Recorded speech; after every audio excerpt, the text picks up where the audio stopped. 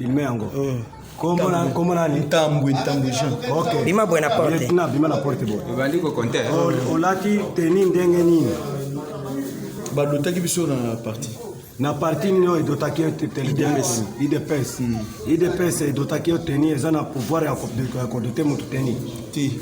Mokonzi na biso ayaki pe wana. Na galon olati pete asuli etina oyo ozwaki yango ndenge nini?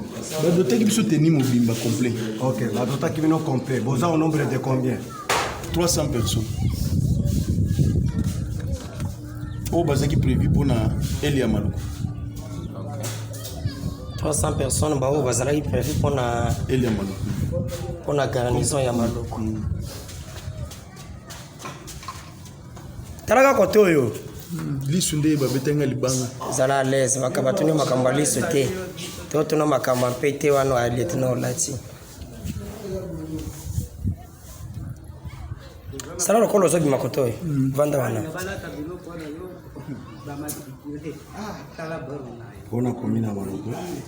J'arrive mon capitaine. OK, lieutenant on va que zana. Lieutenant on va que zana carte wana. Lieutenant le kombo na yemo bimba. Zana yo filmer na.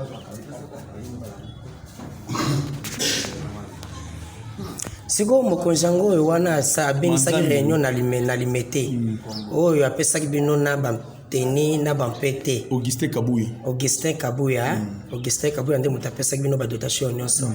Augustin Kabuya azalaka nani? Azalaka général to azalaki secrétaire général ya IDPS à l'époque. Azalaki secrétaire général ya IDPS à l'époque. Ye nde moto azalaka chargé kopesa bato bateni. J'arrive. C'est pas vrai. Place voilà.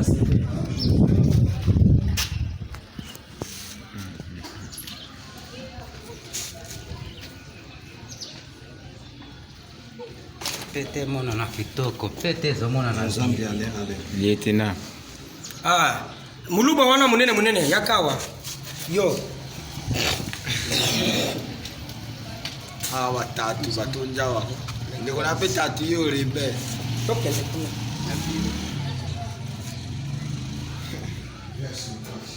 Voler la téléphone. Déplacer. Il va déplacer. Il va déplacer. Soki mo ko za imi mo ba lo ba détourner. Ko ya détourner pour détourner. Tu vas pas voler. Longole lumina yokuna. Okota na kati yo. Azabino na esika. Vanda wana porte. Vanda mna yo ata na se. Vanda na se wana. Kana bango porte ba bi man. Ko be munene le kyombango koka.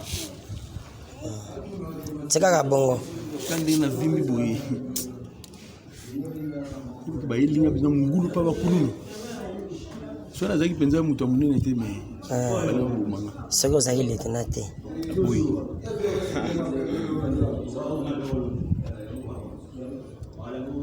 Donc il y a combien de dotés? IDPS n'est pas doté.